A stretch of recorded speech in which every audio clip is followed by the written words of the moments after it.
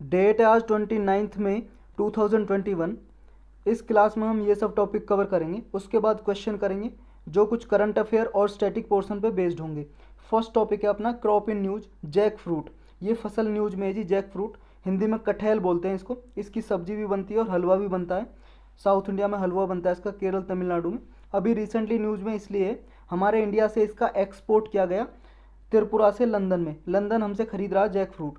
तो north east region में जो प्रोसेस्ड फूड प्रोडक्ट है और एग्रीकल्चर का जो पोटेंशियल है उसको प्रमोट करेगा, एक्सपोर्ट पोटेंशियल को मतलब निर्यात करने की दक्षता को इंक्रीज करेगा नॉर्थ ईस्ट रीजन में, हमारे नॉर्थ ईस्ट रीजन में त्रिपुरा वगैरह में। ये जैक फ्रूट ये सेम स्पीसीज में आता है जैसे फिग, मलबेरी और ब्रेड फ्रूट है। फिग का मतलब है जी अंजीर, मलबेरी मतलब सहतूत, ब्रेड फ्रूट जैसे जैक फ्रूट होता है ना कटहल, इसी की फैमिली का एक फल होता है, मतलब फल सब्जियों में ही आता है, फल में ही। ये मल्टीपल फ्रूट होता है जी, जिसमें 1000 ऑफ फ्लावर्स लगते हैं, फ्लावर्स मतलब फूल लगते हैं। जैसे सहतूत का पेड़ कभी आपने देखा हो तो उसमें जैसे फूल लगते हैं, ऐसे इसमें बहुत सारे फूल लगते हैं और फ्लैशी पेटल्स होते हैं। इसका जो साइंटिफिक नेम है, वैज्ञानिक नाम, वो है जैक फ्रूट का। जैक फ्रूट का वैज्ञानिक नाम है जी आर्टोकार्पस हेट्रोफाइलस। ये नाम याद ना भी रहे तो कोई ज़रूरी नहीं है। इसका जो मेजर प्रोड्यूसर है पूरे वर्ल्ड में इंडिया है जी। इंडिया में सबसे ज़्यादा ये कटहल होता है जैक फ्रूट, उसके बाद थाईलैंड में, इंडोनेशिया और नेपाल में। और इंडिया में सबसे ज़्यादा कहाँ पे होता है जी? केरल में। केरल के बाद तमिलनाडु, वेस्ट बंगाल, बिहार, उत्तर प्रदेश, उड़ीसा और असम। और भी जैसे ये मेघालय, त्रिपुरा, यहाँ पे भी होता है, लेकिन सबसे ज़्यादा प्रोड्यूस करने वाले स्टेट ये हैं, केरल, तमिलनाडु और ये। केरल सबसे ज़्यादा पूरे वर्ल्ड में सबसे लार्जेस्ट प्रोड्यूसर है जी, सबसे ज़्यादा पैदा करने वाला जैक फ्रूट पूरे वर्ल्ड में केरल है। और ये केरल और तमिलनाडु का स्टेट फ्रूट भी है जैक फ्रूट। स्टेट फ्रूट का मतलब राज्य के फल, जैसे राष्ट्र में होता है ना नेशनल फ्रूट, जैसे हमारे इंडिया का नेशनल फ्रूट क्या है जी? राष्ट्रीय फल आम। ऐसी नेशनल फ्रूट होते हैं, ऐसे राज्य फल होते हैं जी स्टेट फ्रूट। तो केरल तमिलनाडु का ये स्टेट फ्रूट है जैक फ्रूट। यही था। इसमें चलते हैं नेक्स्ट में। नेक्स्ट है जी ओरोविले। ओरोविले एक टाउन है जी, टाउन मतलब टाउनशिप, एक शहर है तमिलनाडु में। इसके ऊपर एक डॉक्यूमेंट्री बनाई गई जी। डॉक्यूमेंट्री का मतलब है शॉर्ट मूवी, छोटी फिल्म होती है जो मोस्टली क्या होती है, अधिकतर रियल स्टोरी पे बेस्ड होती है। रियल सच्ची, कोई सच्ची स्टोरी हो जी, सच्ची घटना उस पर आधारित होती है। तो एक आदमी है जी ओस्टोविले जगह के रहने वाले आदमी, जिनका नाम है क्रिस्टोफ पोल। इन्होंने डॉक्यूमेंट्री बनाई थी जिसका नाम था एवर स्लो ग्रीन। ये डॉक्यूमेंट्री का नाम है, शॉर्ट मूवी है जो, उसका नाम है एवर स्लो ग्रीन। तो ये पेरिस में जी, फ्रांस में एक समिट हो रहा था, मीटिंग, चेंज नाउ नाम से, वहाँ पे स्क्रीनिंग की गई, ये मतलब ये मूवी चलाई गई, इसलिए न्यूज़ में है जी। ये क्या बताती है जी? ये ओरोविलो जो कि इसकी डॉक्यूमेंट्री बनी है ओरोविलियन पे। ये ओरोविलो जो टाउनशिप है वहाँ पे एफॉरेस्टेशन किया गया था, मतलब पेड़ लगाए गए थे, बहुत सारे जंगल ज़्यादा इंक्रीज कर दिया गया था कि, और यहाँ पे डिजर्ट एरिया था जी। डिजर्ट का मतलब रेगिस्तान था, एक तरह से कुछ भी नहीं उगता था यहाँ पे। तो यहाँ पे फॉरेस्ट लगाए गए, उसी पे ये डॉक्यूमेंट्री बनी है। ये तमिलनाडु की विलुपुरम डिस्ट्रिक्ट में आता है जी, विलुपुरम डिस्ट्रिक्ट में ओरोविले टाउन। ये ओरोविले टाउन है 1968 में मीरा अल्फासा नाम की एक औरत थी जी, जिन्हें दा मदर भी बोला जाता है, दा मदर। इन्होंने इसको फाउंड किया था, मतलब स्थापना की थी, ओरोविले जो टाउन है, शहर है। ये फ्रेंच स्पिरिचुअल गुरु हैं जी, ये मीरा अल्फासा फ्रेंच स्पिरिचुअल गुरु थी। और ये श्री अरविंदो घोष हैं जो, उनके साथ मिलकर भी काम किया था इन्होंने। तो श्री अरविंदो घोष भी इन्हें एक तरह योगी की तरह मानते थे, अपने इक्वल मानते थे दामोदर को, जिनका नाम है मीरा अल्फासा। तो यही था। इसमें चलते हैं नेक्स्ट में। नेक्स्ट है इंडियन ब्रॉडकास्टिंग फाउंडेशन, एक संस्था है जी, ऑर्गेनाइजेशन। इसको रीनेमिंग किया जा रहा है, इसका नाम बदला जा रहा है। क्या नाम रखा जा रहा है? Indian broadcasting and digital foundation, ये नाम रखा जा रहा है जी। जो भी ब्रॉडकास्टिंग होती है ना हमारे इंडिया में, ये पूरी हाईएस्ट बॉडी है इंडियन ब्रॉडकास्टिंग फाउंडेशन अभी, जिसका नाम चेंज किया जा रहा है। ब्रॉडकास्टिंग का मतलब है जी प्रकाशन। जैसे आप टीवी पे कोई न्यूज़ वगैरह, फिल्म वगैरह देखते हो, ये प्रकाशन होता है, ब्रॉडकास्टिंग होता है। इसकी रूल्स और रेगुलेशन कौन बनाता है? इंडियन ब्रॉडकास्टिंग फाउंडेशन, एक संस्था है, एक ऑर्गेनाइजेशन है, ये बनाती है जी। और जैसे मान लो आप जी सेटेलाइट के थ्रू और भी कोई रेडियो पे जैसे हो रहा है जी, रेडियो पे, एफएम पे, रेडियो एफएम, इनके लिए भी रूल्स रेगुलेशन कौन बनाता है? Indian broadcasting foundation. तो इसका नाम चेंज किया है जी अभी, क्यों? ताकि जो डिजिटल स्ट्रीमिंग हो रही है ना अभी, जैसे इंटरनेट के जरिए, देखो इंटरनेट पे क्या है जी, इंटरनेट के जरिए आपको कोई एंटीना नहीं चाहिए इंटरनेट के, आप फ़ोन पे लगाने के लिए, समझ रहे हो? इंटरनेट के जरिए तुरंत देख सकते हो जी। जैसे अमेजन अमेजन होगी, अमेजन की साइट है जी, अमेजन प्राइम वीडियो, या फिर नेटफ्लिक्स हो गया, नेटफ्लिक्स ये एप्लीकेशन है जी, जैसे आपकी व्हाट्सअप की एप्लीकेशन है ऐसे ही है, आप फ़ोन में या कंप्यूटर में डाउनलोड करके डायरेक्ट इन पे मूवी वगैरह देख सकते हो, फिल्म वगैरह। जैसे हॉटस्टार हो गया, इन पे चैनल देख सकते हो जी, मूवी देख सकते हो, टीवी की ज़रूरत नहीं पड़ेगी आपको, समझ रहे हो, आपके पास बस इंटरनेट होना चाहिए, उसके जरिए देख सकते हो। तो इसकी रेगुलेशन में जो है इंडियन ब्रॉडकास्टिंग फाउंडेशन, इसकी रूल्स और रेगुलेशन में ये डिजिटल प्लेटफॉर्म नहीं आते थे, लेकिन इनको इंक्लूड करने के लिए इसका नाम चेंज किया जा रहा है और डिजिटल प्लेटफॉर्म को भी इंक्लूड किया जाएगा, Indian broadcasting and digital foundation, तो इसलिए नाम चेंज किया जी इसका। जो ये over the top OTT platform है, इनको भी इंक्लूड करेगा ये। ओवर द टॉप कौन कौन से जी, वही जैसे ये हो गया जिनके क्या जी सैटेलाइट की ज़रूरत नहीं पड़ती, जिनमें ब्रॉडकास्टिंग करने के लिए, जैसे अमेजन, नेटफ्लिक्स, हॉटस्टार, ये हो गए जी, डायरेक्ट आप देख सकते हो मूवी इंटरनेट के जरिए। तो ये अभी इसलिए बढ़ा जी, कोविड-19 में क्या है, सबसे ज़्यादा OTT प्लेटफॉर्म का मतलब इंक्रीज हो गए हैं, इनमें ज़्यादा मतलब लोग मूवी वगैरह देखते हैं, तो इनकी रूल्स एंड रेगुलेशन, जैसे मान लो जी टीवी पे कोई ब्रॉडकास्ट करना, आपको टीवी पे कुछ चीज़ प्रकाशन करनी है और आपने कोई चैनल खोला है, जैसे मान लो कोई चैनल का नाम ले लो जी, न्यूज़ चैनल है, अगर मान लो कोई वो अश्लील चीज़ें दिखा रहा है, कुछ ऐसी चीज़ें दिखा रहा है जो नहीं है, तो उसके लिए आप रिपोर्ट कर सकते हो, कंप्लेंट कर सकते हो, समझ रहे हो। लेकिन इन ये इसके रूल्स रेगुलेशन में आते नहीं जी, अमेजन, नेटफ्लिक्स और हॉटस्टार, तो इन पे आप कंप्लेंट करोगे कैसे जी, तो इसलिए ये दायरे में लाए जा रहे हैं इसके में।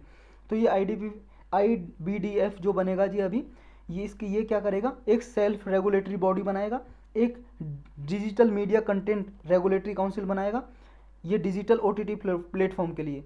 जो ये digital media content regulatory council होगा, इसको आप जी कंप्लेंट कर सकते हो जाके, मतलब इंटरनेट के जरिए कंप्लेंट कर सकते हो। अब ये देखते हैं जी, इंडियन ब्रॉडकास्टिंग फाउंडेशन ये कब बनाई गई थी, इसको फाउंड किया गया था, बनाया गया था 1999 में, और इसके द्वारा जी एक और ऑर्गेनाइजेशन बनाएगी काउंसिल इसके नीचे, ब्रॉडकास्टिंग कंटेंट कंप्लेंट काउंसिल, ये 2011 में बनाएगी।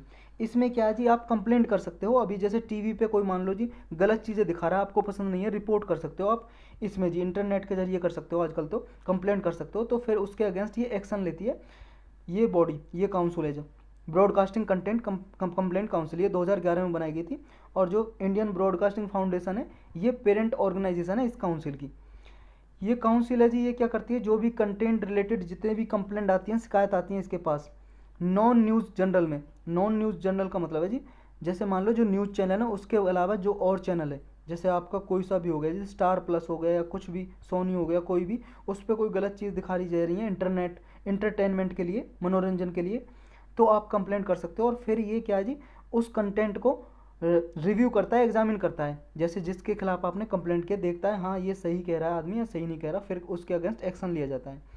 ये OTT मीडिया सर्विस है जी, ये मीडिया सर्विस अभी डायरेक्टली बिना इंटरनेट के, मतलब इंटरनेट के जरिए, बिना उसके किसी भी चैनल वगैरह के, ये आपको ब्रॉडकास्टिंग करती है, मतलब एक तरह से ब्रॉडकास्टिंग क्या आपको सर्विस देती है जी, मीडिया सर्विस इंटरनेट के जरिए डायरेक्टली व्यूअर्स को, डायरेक्टली जो यूजर होते हैं जी, डायरेक्टली सर्विस देती है OTT प्लेटफॉर्म, जैसे नेटफ्लिक्स, अमेजन वीडियो, हॉटस्टार, ये जो हैं जी, ये क्या है, जो केबल होती हैं, ब्रॉडकास्ट होता है, सेटेलाइट टेलीविजन प्लेटफॉर्म होता है, उसको बाईपास कर देता है OTT। बाईपास का मतलब इसको छोड़ देता है, ना इसे सेटेलाइट की ज़रूरत है, ना ब्रॉडकास्ट की, ना केबल की ज़रूरत है, इंटरनेट के जरिए ये आपको सर्विस देता है जी, ये जो OTT प्लेटफॉर्म है।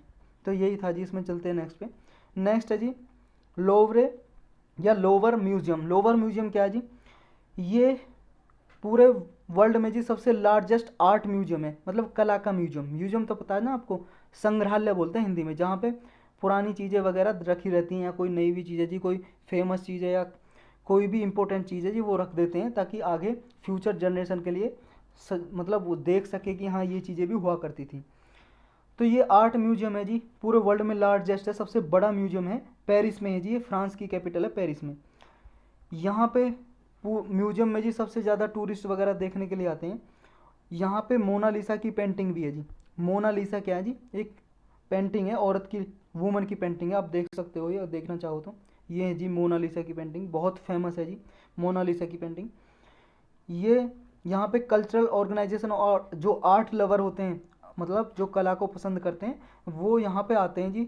अभी न्यूज़ में क्यों है ये, अभी न्यूज़ में ये जी, इसमें पहली बार फॉर द फर्स्ट टाइम पहली वुमन को प्रेसिडेंट बनाया गया लोवर म्यूजियम की। जो म्यूजियम के अध्यक्ष चेयरमैन है जी, उसकी पहली बार महिला को, एक महिला को बनाया गया है, जिसका नाम है लॉरेंस डेस्कार्स। ये फ्रांस की हैं जी, 228 ईयर की हिस्ट्री में, मतलब 228 ईयर हो गए इस म्यूजियम को एस्टेब्लिश हुए, उस पूरी हिस्ट्री में पहली बार इस वूमन को प्रेसिडेंट बनाया गया, इसलिए न्यूज़ में आया है। और पहले भी न्यूज़ में था जी 2018 में, लेकिन गलत काम के लिए था, रॉन्ग रीज़न के लिए। क्योंकि यहाँ पे क्या है, अमरावती स्तूपा, अमरावती आंध्र प्रदेश में जगह है जी, वहाँ का एक स्तूपा चोरी हो गया था और यहाँ पे पाया गया था। उसका जो अवशेष है ना, रिलिक, रिलिक का मतलब जी अवशेष, उसका कुछ टूटा हुआ टुकड़ा, अमरावती स्तूप का टूटा हुआ टुकड़ा इस लावर म्यूजियम में पाया गया था 2018 में, इसलिए भी न्यूज़ में था। तो ये याद रखना आपको। देखो जी, ये था अमरावती स्तूप, इसका टूटा हुआ ये टुकड़ा है जी, पूरा स्तूप तो इतना होगा, ये पत्थर का टुकड़ा होता है जी, उसको स्तूप बोलते हैं, स्तूप। उस पर छपे होते हैं मूर्तियाँ, कार्विंग हुई रहती हैं, जो पत्थर को काट के बनाई गई हैं ये मूर्तियाँ। तो ये पाया गया था जी वहाँ पे, इसलिए न्यूज़ में था। चलते हैं जी नेक्स्ट पे। नेक्स्ट है रवांडा जीनोसाइड। जीनोसाइड बोलते हैं जी नरसंहार, मतलब मास किलिंग, मास किलिंग, एक साथ बहुत सारे लोगों को मार देना। तो ये रवांडा जीनोसाइड क्यों न्यूज़ में है? अभी क्या है, फ्रांस के जो प्रेसिडेंट है इमैनुअल मैक्रोन, उन्होंने कहा है कि हमारी कंट्री का जो रोल है रवांडा जीनोसाइड में, हम उसे रिकॉग्नाइज करते हैं और माफ़ी मांगने की आशा रखते हैं। कहने का मतलब ये जी, रवांडा में जब बहुत सारे लोगों को मारा गया था 1994 में, और उसमें फ्रांस का हाथ था, तो फ्रांस ने ये स्वीकार किया और उसने कहा है हम माफ़ी मांगने के लिए तैयार हैं अपने जो हमने किया। तो इसलिए न्यूज़ में है। ये रवांडा जीनोसाइड है क्या, ये जानना जरूरी है जी, इसकी स्टोरी हम जानेंगे। ये क्या जी, रवांडा ने अभी अक्यूज किया था, मतलब आरोप लगाया था कि फ्रांस जिम्मेदार था जो 1994 में एट्रोसिटीज, एट्रोसिटीज का मतलब है जी टॉर्चर, अत्याचार हुए थे हमारे लोगों पे, रवांडान पीपल पे, उसमें फ्रांस भी जिम्मेदार था। फ्रांस ने कॉम्प्लिसिट किया था। कॉम्प्लिसिट का मतलब है जी किसी का साथ देना गलत काम में, मतलब companion of doing wrong work, गलत काम में किसी का साथ देना कॉम्प्लिसिट कहलाता है जी। तो ऐसा रवांडा कहाँ जी, पहले तो ये देखो आप रवांडा, ये देखो जी वो वर्ल्ड मैप, ये आप देखो, ये देखो जी अफ्रीका का मैप। अफ्रीका में आपको कहीं रवांडा दिखाई दे रहा है जी? ये देखो जी, आप यहाँ पे देखो, कहाँ पे गया,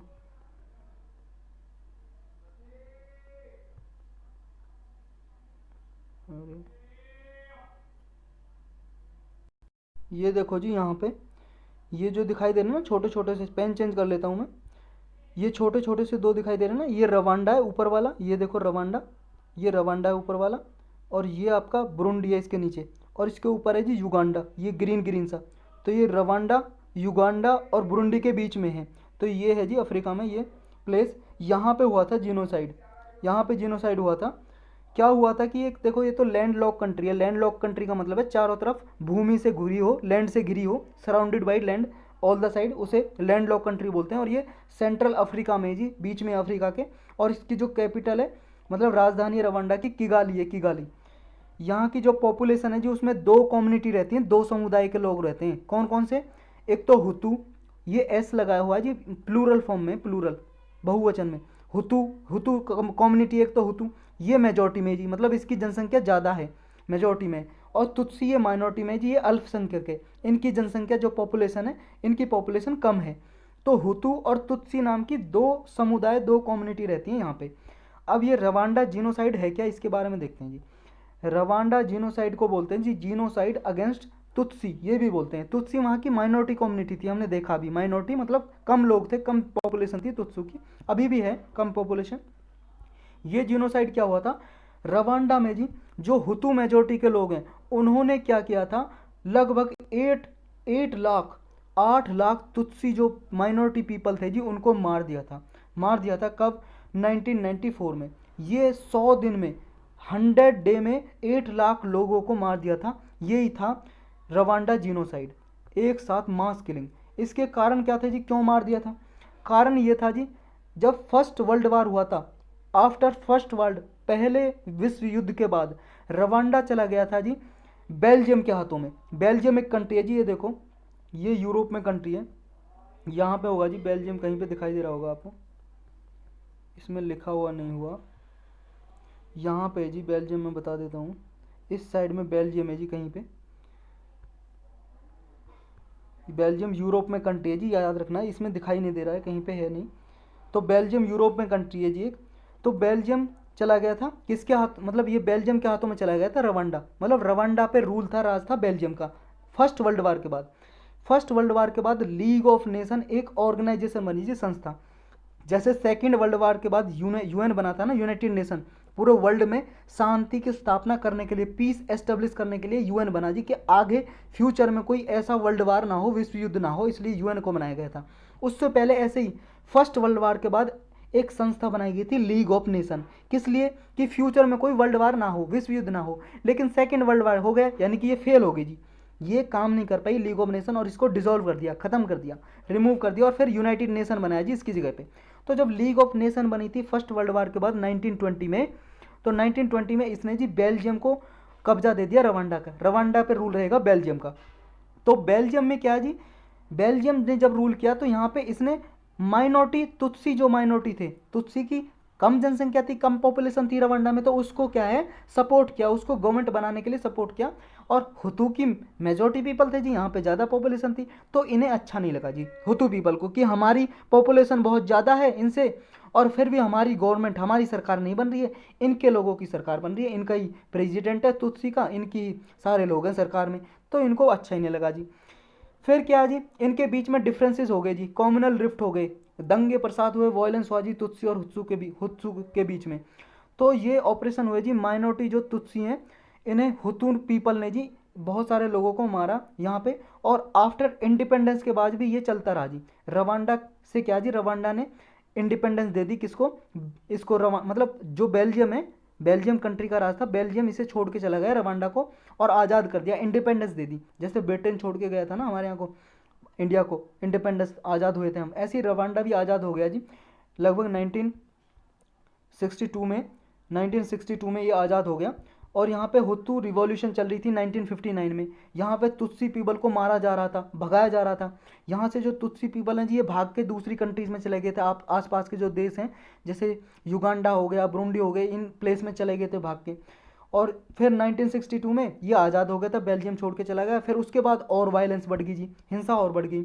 लेकिन इमीडिएट कॉज क्या था जी, जो हिंसा बढ़ी थी और 8 लाख पीपल को मारा था 1994 में। ये देखो 1959 से ही वायलेंस चल रही थी, 1959 से ही चल रही थी ये रिवॉल्यूशन, हुतू की रिवॉल्यूशन, जो तुत्सी पीपल को मार रहे थे, और आज़ादी के बाद और बढ़ गई। लेकिन 1994 में 8 लाख पीपल को मार दिया। इसका इमीडिएट कॉज क्या था, मतलब तुरंत इसका कारण क्या था, कारण ये था जी, हबियारी माना नाम के कौन थे जी, ये मान लो लीडर थे जी, लीडर किसके लीडर थे जी, हुतू, हुतू कम्युनिटी है जो, उसके लीडर थे ये, रवांडा गवर्नमेंट चलाते थे ये। इनका किलिंग हो गई थी जी, ये मर गए थे प्लेन क्रैश में। उसके बाद से इन्होंने क्या जी, पहले अरूसा एग्रीमेंट किया था, हबियारा मना ने अरूसा एग्रीमेंट किया था।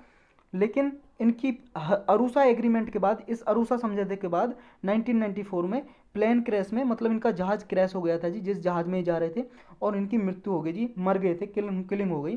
तो उसके बाद से ये जो वायलेंस है और ज़्यादा बढ़ गई। फिर 1994 में इन लोगों को मारा जी, जो तुत्सी माइनॉरिटी पीपल के लोग हैं, हुतू पीपल ने मारा। ये देखो जी 1994 में क्या है, ये तुत्सी पीपल, तुत्सी की आरएफ थी, आरएफ रिबेल्स, ये इन्होंने रवांडा को इन्वेड किया, मतलब आक्रमण किया युगांडा से। जो तुत्सी पीपल जी भाग के चले गए थे 1962 में और सारे प्लेस में, क्योंकि 1959 में हुतू ने रिवॉल्यूशन कर दी थी 1959 में, तो ये आसपास के प्लेस में भाग के चले गए थे, युगांडा में भी चले गए थे, वहाँ से इन्होंने अटैक किया तुत्सी, जो एक ऑर्गेनाइजेशन थी आरएफ तुत्सू की। तो इन्होंने अटैक किया कहाँ पे, रवांडा में हुतू पीपल पे। तो 1994 में 2 मिलियन हुतू जो पीपल हैं जी, यहाँ से चले गए, भाग के चले गए जी, और सारे डीआर कॉन्गो में चले गए रवांडा से, और सारे प्लेस में हुतू पीपल भी भाग के चले गए जी यहाँ से, क्योंकि ये तुत्सू हैं जी, ये आक्रमण कर रहे थे रवांडा पे। तो फिर 1994 में जो आरएफ सोल्जर थे, यानी कि तुत्सू की जो ऑर्गेनाइजेशन थी, इन्होंने जी जो रिफ्यूजी वगैरह थे, मिलिटिया थे, उनको मतलब कैरी किया, और जीनोसाइड हो रहा था तुत्सू पीपल का, कहाँ पे, रवांडा में हो रहा था। हुत्सू मार रहे थे जिनको, तुत्सी को, तो तुत्सी पीपल वहाँ से निकालने में इनकी सहायता की जी, तुत्सी पीपल को रवांडा से, इस आरएफ जो ऑर्गेनाइजेशन है, इन्होंने निकालने में सहायता की, और ये दूसरे कंट्री में आ जाके बस गए जी। 1966 में क्या हुआ जी, Rwanda backed rebels across DR Congo and take power in Kinshasa. जो क्या थी जी, रवांडा में जो रिवल्स थे, रवांडा जो कंट्री में रिवल्स थे, मतलब जो आक्रमण कर रहे थे, जो युद्ध कर रहे थे, उन्होंने क्या जी, डीआर कॉन्गो को छोड़ के यहाँ पे किनशासा रीजन में जाके बस गए, और वहाँ पे पावर ले लीजिए इन्होंने। ये देखो जी, ये अफ्रीका का मैप हमने पहले भी देखा था, यहाँ पे ये आपका रवांडा है, ये राज्य आपका रवांडा, रवांडा से ये छोड़ के जी जो रवांडा बैक रिवल्स थे ये छोड़ के DR कॉन्गो को भी छोड़ के यहाँ पे देखो जी ये है ये किनशासा में चले गए जी, जाके बस गए। तो ये कहाँ बस गए कैसा नहीं ये याद करना जरूरी है। इनके बीच में वायलेंस क्यों हुआ वो कारण याद रखना है जी, क्यों हुआ, क्योंकि हुत्सू मेजोरिटी में थे और तुत्सी माइनॉरिटी में थे। तो तुत्सी की गवर्नमेंट बना दी थी बेल्जियम ने, इसलिए हुत्सू को अच्छा नहीं लगा, इनके बीच में और बढ़ गए। और इमीडिएट कॉज था ये जो हुतू के लीडर थे हबियारामाना, इनकी हत्या हो गई थी प्लेन क्रैश में, मतलब एक तरह से मर गए थे जी, प्लेन क्रैश हो गया था इनका। तो इस ये रीजन थे इसके। अब फ्रेंच का क्या कनेक्शन है जी, फ्रेंच का क्या कनेक्शन है जो अभी माफ़ी मांग रहा है, फ्रेंच का ये कनेक्शन है जी, फ्रेंच ने जब इनके बीच में वार चल रहा था तो जो हुतू डोमिनेटेड गवर्नमेंट है यहाँ पे, जो हुतू के पीपल थे इनको सहायता भेजी थी ताकि ये जब से इनको इंडिपेंडेंस मिली थी 1962 में, तब से इनको सहायता कर रहा था हुतू को, हुतू मेजोरिटी पीपल को। और हुतू मार रहे थे किसको, तुत्सी को। इन्होंने 8 लाख पीपल को मार दिया था। तो ये कनेक्शन है जी इसका। जब सिविल वार हुआ था 1994 में तो फ्रांस ने अपनी फोर्स भेजी थी ताकि क्या है जी, जो तुत्सी रिबल हैं ये इनको डिफीट ना कर सकें हुतू मिलिटिया को, क्योंकि फ्रांस ऐसा सोच रहा था कि जो तुत्सी रिबल हैं, तुत्सी जो ऑर्गेनाइजेशन है, मतलब कम्युनिटी के लोग हैं, ये हुतू पीपल को ये हरा देंगे, डिफीट कर देंगे, इसलिए इन्होंने वो फ्रांस ने जी फोर्स भेजी थी, अपनी फोर्स भेजी थी हुतू पीपल के लिए। तो ऐसा भी बिलीव करते हैं जी कि फ्रांस जानता था कि हुतू पीपल जीनोसाइड कर रहे हैं, मास किलिंग कर रहे हैं तुत्सी पीपल को, फिर भी फ्रांस ने फोर्स भेजी। तो फ्रांस ने अभी वही रिकॉग्नाइज किया, माना है कि हाँ जी हमने फोर्स भेजी थी और ये माफ़ी मांगने के लिए तैयार हुए हैं। अब कुछ रिलेटेड फैक्ट देख लेते हैं जी इसके रिगार्डिंग। एक convention on prevention and punishment of crime of genocide, एक ट्रीटी है जी, संधि हो रखी है पूरे वर्ल्ड वाइड। ये UN human right, first UN human right treaty थी, मतलब पहली यूनाइटेड नेशन की ट्रीटी थी जो मानव अधिकारों पे बेस्ड थी। ये संधि थी पहली, ट्रीटी का मतलब है संधि, ये कन्वेंशन। तो ये इसलिए हुई थी कि जो भी जीनोसाइड के क्राइम होते हैं, नरसंहार होता है, मास किलिंग होती है, ऐसे अपराधों को लिए पनिशमेंट दी जाएगी और उन्हें बचाया जाएगा कि ऐसे अपराध ना हो फ्यूचर में। तो ये संधि हुई थी, सब मतलब कंट्री ने, अधिकतर बहुत सारी कंट्री ने मिलकर साइन की थी। इसके बाद भी क्या है, ये क्या है, जेनेवा कन्वेंशन हुई थी एक, कन्वेंशन वॉज इंटर इंडू, मतलब ये कन्वेंशन है जो convention prevention on punishment of crime of genocide, ये कन्वेंशन 1951 में साइन हुई थी ये कन्वेंशन। और ये कन्वेंशन में 130 कंट्रीज़ ने रेटिफाइड किया था, मतलब प्रमाणित कर दिया था, इसमें साइन कर दिया था, भाग लिया था इस ट्रीटी में। तो यही था जी, इसमें चलते हैं नेक्स्ट पे। नेक्स्ट है जी एमपी लैड। एमपी लैड क्या है जी, एमपी लैड क्या है जी, एमपी लैड्स एक स्कीम है, योजना है। ये न्यूज़ में इसलिए है 2020 में जब कोरोना आया था तो गवर्नमेंट ने इसको सस्पेंड कर दिया था, रोक दिया था।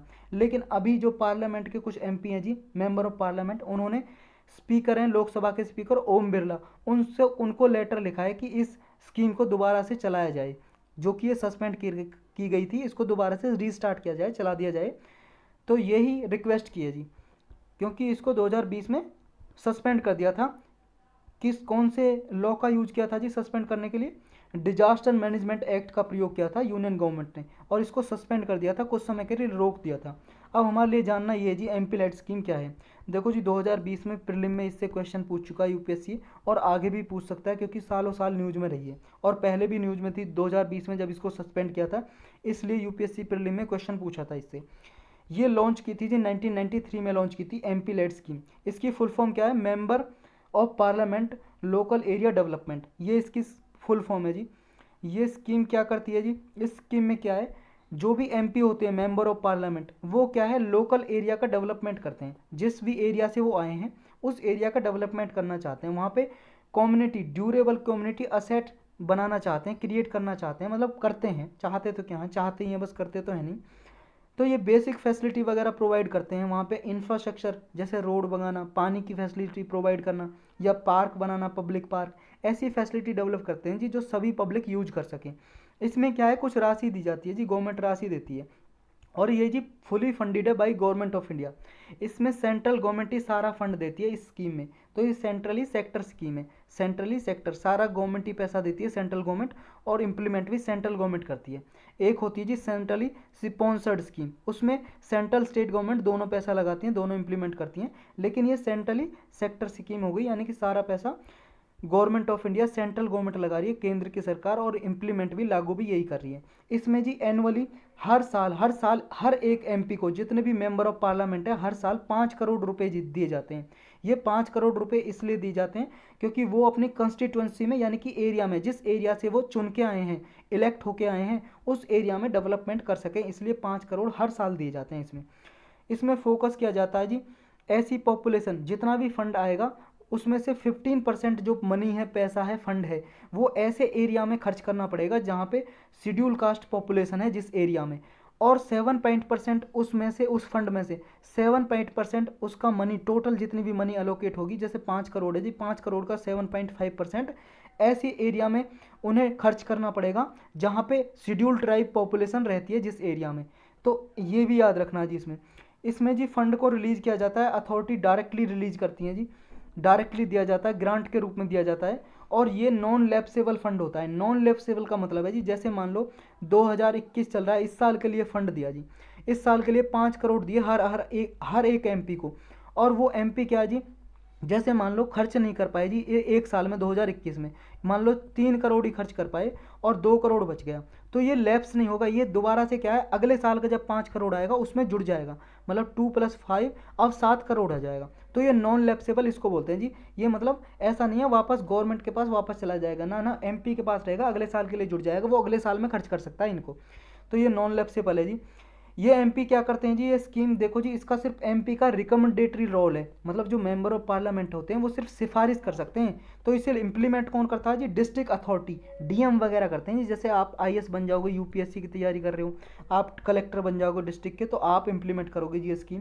तो क्या क्या एलिजिबिलिटी वर्क हैं जी, क्या क्या काम डेवलप करना है, ये आप करोगे जी, सब कुछ। सिर्फ एमपी क्या जी, मेंबर ऑफ पार्लियामेंट रहेंगे एमपी, जो एमपी को सांसद बोलते हैं हिंदी में, सांसद। तो ये सांसद हो गए, एमपी होंगे, ये सिर्फ रिकमेंड करेंगे, सिफारिश करेंगे कि हाँ भाई साहब पानी की फैसिलिटी दो हमारे एरिया में जहाँ से हम इलेक्ट करने आए, तो वो डिस्ट्रिक्ट अथॉरिटी देखेंगे ये करना है कि नहीं करना है, ये फाइनल अथॉरिटी है, ये इंप्लीमेंटिंग एजेंसी है, इंप्लीमेंट ये करेंगी। और इनमें जी हर साल जो डिस्ट्रिक्ट अथॉरिटी हैं वो क्या है, ये हर साल इंस्पेक्ट करेंगी, मतलब जांच करेंगी 10% प्रोजेक्ट का। जैसे मान लो जितनी भी फैसिलिटी आपने एक साल में बनाई है उसकी 10% फैसिलिटी को जाकर देखेंगी, जांच करेंगी, हाँ वो सही में लागू हो रही हैं, इंप्लीमेंट हो रही हैं या नहीं हो रही हैं डिस्ट्रिक्ट में। तो ये 10% एटलीस्ट का मतलब है जी कम से कम 10% प्रोजेक्ट का जाके देखेंगे, हाँ ये चीज़ बनी है या नहीं बनी है वास्तव में, या सिर्फ कागजों पे रह गई हैं। ऐसा हो जाता है ना, गवर्नमेंट कह देती है हाँ सबके घरों में टॉयलेट बन गई, लेकिन टॉयलेट बनी थोड़ी नहीं है, अभी बहुत सारे घर हैं ऐसे, गाँवों में, शहरों में भी हैं। तो ये इंस्पेक्ट करेंगे जी वर्क को। अब इसमें रिकमेंडेशन कैसे देते हैं जी, देखो लोकसभा के, रिकमेंडेशन का मतलब सिफारिश, जैसे जो लोकसभा के मेंबर है जी, मेंबर ऑफ पार्लियामेंट लोकसभा में, वो जहाँ से इलेक्ट होके आए, जिस एरिया से चुन के आए, अपनी कंस्टिट्यूंसी में कहीं पे भी वर्क के लिए रिकमेंड कर सकती हैं, सिफारिश कर सकती हैं कि यहाँ पे आप फैसिलिटी बनाओ, पानी की फैसिलिटी डेवलप करो, रोड बनाओ या कुछ भी करो। नेक्स्ट जी जो राज्यसभा के मेंबर होते हैं जी, इलेक्टेड मेंबर की बात हो रही है, जो इलेक्ट होके आए हैं, वो क्या है जी, पूरे स्टेट में, जिस राज्य से वो इलेक्ट होकर आए पूरे स्टेट में कहीं पे भी वर्क रिकमेंड कर सकते हैं। देखो लोकसभा मेंबर जिस कॉन्स्टिट्यूंसी से, जिस एरिया से आए हैं, एक पर्टिकुलर एरिया होता है ना, डिस्ट्रिक्ट या 1 या 2 डिस्ट्रिक्ट मिला के एक कॉन्स्टिट्यूंसी बनती है जी, एरिया, उससे एक एमपी आता है, उस एरिया में ही रिकमेंडेड सिफारिश कर सकते हैं कि ये चीज़ डेवलप करो। लेकिन राज्यसभा के जो इलेक्टेड मेंबर होंगे वो पूरे स्टेट में, जिस राज्य से इलेक्ट होकर हैं, पूरे राज्य में कर सकते हैं रिकमेंडेशन कि कहीं पे भी डेवलप करो आप। और जो नॉमिनेटेड मेंबर होते हैं जी लोकसभा या राज्यसभा के, तो वो नॉमिनेटेड का मतलब जी जो प्रेसिडेंट नामांकित करते हैं मेंबर को, 12 मेंबर करते हैं राज्यसभा में, और अब लोकसभा में तो है नहीं जी, लोकसभा में 2 नॉमिनेटेड मेंबर हुआ करते थे, एंग्लो इंडियन, उनको हटा दिया गया है, 104 कॉन्स्टिट्यूशनल अमेंडमेंट किया था तो उनको हटा दिया गया जी। तो राज्यसभा के जो नॉमिनेटेड मेंबर हैं जी, वो पूरे कंट्री में, पूरे इंडिया में कहीं पे भी इंप्लीमेंट कर सकते हैं जी, रिकमेंडेशन कर सकते हैं कि यहाँ पे डेवलप करो, वहीं पे डिस्ट्रिक्ट अथॉरिटी डेवलप करेगी, तो मानेगी उसकी बात को, समझ रहे हो, मतलब कंपलसरी नहीं है मानना बात, वो अपनी देखेगी जी हाँ ये इंप्लीमेंट कैसे करना है, तो ये सिर्फ सिफारिश कर सकते हैं जी मेंबर। तो यही था इस स्कीम में। चलते हैं जी नेक्स्ट पे। नेक्स्ट है जी China expanding influence in UN bodies over the past decade. ये एक स्टडी हुई है जी, अध्ययन हुआ है, रिसर्च हुआ है, इसमें ऐसा देखा गया चाइना अपना प्रभाव, इन्फ्लुएंस का मतलब है जी इम्पैक्ट, इफेक्ट, अपना प्रभाव इंक्रीज कर रहा है, बढ़ा रहा है, जो यूनाइटेड नेशन की जितनी भी बॉडी है ना, जैसे यूनाइटेड नेशन की बॉडी होगी जी UNEP, United nation environment programme, ये सारी जैसे बॉडी हैं, इन पे क्या है अपना प्रभाव, दबदबा बढ़ा रहा है चाइना, ऐसा देखा गया रिसर्च में। तो ये जो भी रिलेटेड बॉडीज हैं यूएन की या कोई और बॉडी हैं जी, उन पे कैसे बढ़ा रहा है जी, क्या क्या काम कर रहा है चाइना। चाइना जी इंक्रीजिंग फंडिंग, पैसा दे रहा है जी, मनी, डॉलर दे रहा है, वॉलंटरी डोनेशन कर रहा है, अपनी मर्जी से दान कर रहा है। लगभग 350% तक इंक्रीज हो गया है डोनेशन चाइना का। तो चाइना इन ऑर्गेनाइजेशन को डोनेशन दे रहा है, और आपको पता है पैसा ही आजकल पावरफुल है, जिसको ज़्यादा पैसा दोगे आपकी बात मानेगा। तो इन यूएन बॉडी हैं जी जो इनको मनी प्रोवाइड कर रहा है जी, डॉलर। देखो आपकी रियल लाइफ में भी है, अगर आप किसी पे 100 रुपये खर्च कर दोगे ना, तो वो आपकी बात को मना करने से क्या है जी, वो एक बार इनकार करेगा। तो आप जीवन में भी अपना लो कि अगर आप पे कोई 100 रुपये खर्च करे तो आप 200 रुपये खर्च करो, ताकि आप उससे जब भी कोई इलीगल काम कराए तो मना कर पाओ, कि आप उसके दबदबे में ना रहो। तो ऐसे ही चाइना क्या है जी, ऐसी गेम खेलता है कि चाइना क्या है, फंडिंग देता है वॉलंटरी, और डोमिनेंट पोजीशन भी है जी चाइना की। चाइना क्या है, जैसी बहुत सारी यूएन बॉडी हैं या नॉन यूएन मल्टीलेटरल बॉडीज़ हैं, उनमें क्या है, इनके चाइना के वो है जी डोमिनेंट पोजीशन है, मतलब प्रेसिडेंट है या डेप्यूटी प्रेसिडेंट है। जैसे जी I2 है, इंटरनेशनल टेलीकम्युनिकेशन यूनियन या यूनिडो। इन ऑर्गेनाइजेशन में इनके हेड हैं जी चाइना के ही पर्सन है जो हेड है। जैसे फोकस ग्रुप है जी चाइना के कुछ, ये क्या करता है जी, इन जो ऑर्गेनाइजेशन है इनको इसलिए फंडिंग देता है ताकि चाइना का जो एक प्रोग्राम है बेल्ट एंड रोड इनिशिएटिव, इसको फेवर करें, इसके पक्ष में रहें, इसके पक्ष में बोले ये ऑर्गेनाइजेशन। ये बेल्ट एंड रोड इनिशिएटिव क्या है जी चाइना का, ये क्या है जी, पूरे वर्ल्ड वाइड में कनेक्टिविटी करना चाहता है, पूरे वर्ल्ड को जोड़ना चाहता है और ट्रेड करना चाहता है, शिप के जरिए, पानी के जहाज़ के जरिए, समुद्र के जरिए, रोड के जरिए, रेलवे के जरिए जोड़ना चाहता है। ये देखो जी यहाँ से, ये वर्ल्ड मैप देखो जी आप, ये क्या है जी, ये चाइना जी, ये चाइना यहाँ से यहाँ तक ये रोड ऐसे जोड़ना चाहता है जी पूरे वर्ल्ड को, लगभग इस एरिया को। ये पे इससे फ़ायदा क्या होगा जी, चाइना व्यापार कर सकेगा, अपना ट्रेड बढ़ा सकेगा, अपना एक्सपोर्ट कर सकेगा इन कंट्रीज़ में, अफ्रीका में, यूरोप में, इन कंट्रीज़ में, समझ गए। तो ये जो कंट्री है जी इसमें व्यापार बढ़ा सकेगा अपना। तो इसलिए चाइना चाहता है जी ये बेल्ट एंड रोड इनिशिएटिव को, ये क्या है, इसे ये मतलब इसके पक्ष में बोलें, चाइना के पक्ष में ये ऑर्गेनाइजेशन, तो ये काम करता है जी चाइना। तो इसलिए इनको फंडिंग देता है China belt and road initiative को। देखो इंडिया इसका पार्ट नहीं है जी, India belt and road initiative का क्यों नहीं है इंडिया इसका पार्ट, क्योंकि जी इंडिया इसलिए पार्ट नहीं है, इंडिया के जो जो ये रीजन है आपका, ये है जी अपना हिंदुस्तान, ये रीजन क्या है जी, LOC के यहाँ पे POK, पाकिस्तान ऑक्युपाइड कश्मीर, ये पाकिस्तान के कब्जे में है, तो और यहाँ से लेकिन है इंडिया का पार्ट जी, ये वाला पार्ट। तो यहाँ से भी चाइना क्या है जी, रोड बना रहा है, पाकिस्तान में जा रहा है, रोड बना रहा है, CPEC, China Pakistan economic corridor बोलते हैं जी उसको। तो यहाँ से भी रोड बना रहा है, और इंडिया के क्या जी, ये सॉवरेंटी, संप्रभुता के अगेंस्ट है, क्योंकि चाइना जो रोड बना रहा है ये पाकिस्तान के कब्जे में है जी ये ज़मीन, लेकिन है इंडिया की जी, कश्मीर का ही हिस्सा है। तो इंडिया ने इसलिए इसे ज्वाइन नहीं किया जी बेल्ट एंड रोड इनिशिएटिव को। और भी कई कारण हैं जी, लेकिन मेन कारण यही है। अब जो चाइना का इन्फ्लुएंस बढ़ रहा है जी, इसके क्या क्या प्रभाव पड़ सकते हैं। देखो जी चाइना क्या है जी, इससे डायरेक्टली एक तो 15 प्रिंसिपल एजेंसी है यूनाइटेड नेशन की, उनमें से 4 को हेड करता है, मतलब 4 का अध्यक्ष है। जैसे I2 है, यूनिडो है, FAO है, food and agriculture organisation, ICAO है, इंटरनेशनल सिविल एविएशन ऑर्गेनाइजेशन। इनका हेड है जी प्रेसिडेंट, मतलब इनके अध्यक्ष चेयरमैन अभी चाइना के ही हैं, चाइनीज़ लोग। और कुछ में भी जी डिप्यूटी प्रेसिडेंट की तरह है चाइना के लोग इनमें, जैसे वर्ल्ड बैंक में, IMF में, IMO में, इंटरनेशनल मैरीटाइम ऑर्गेनाइजेशन में, यूनेस्को में, WHO में, चाइना के जो पर्सन है जी, चाइना के पीपल, वो इनके में डिप्यूटी हेड हैं। और चाइना कैसे बेनिफिट होता है जी इनसे, चाइना बेनिफिट होता है जी, जैसे I2 है, इंटरनेशनल टेलीकम्युनिकेशन यूनियन, ये चाइना के पक्ष में कुछ रूल्स रेगुलेशन बनाती है जी, और इनका पक्ष लेती है। जैसे चाइना की एक बहुत ही फेमस एक कंपनी है जी, हुवई नाम की कंपनी, जिसके फ़ैन, पंखे वगैरह हमारे इंडिया में भी बिके जाते हैं, और इंडिया में भी इसकी कंपनी की ब्रांच है। तो इसको सपोर्ट करती है जी इसके स्टैंडर्ड रूल्स वगैरह में। और कैसे करती है जी, और जी यूनिडो, जैसे यूनिडो, ये भी चाइना से कनेक्टेड है जी। ये क्या है, चाइना का जो बेल्ट एंड रोड इनिशिएटिव है इसको इंडोर्स करती है। और जैसे ICAO जी, ICAO क्या है, इंटरनेशनल सिविल एविएशन ऑर्गेनाइजेशन, ये चाइना के एयर नेविगेशन और सेफ्टी स्टैंडर्ड के लिए, मतलब एक तरह से उसके फ़ायदे में चाइना की पोजीशन क्या है, जब इसकी मीटिंग हुई थी उसके फ़ायदे में रूल्स रेगुलेशन स्टैंडर्ड इसके पक्ष में थोड़ा फेवर किया इसने, ICAO ने।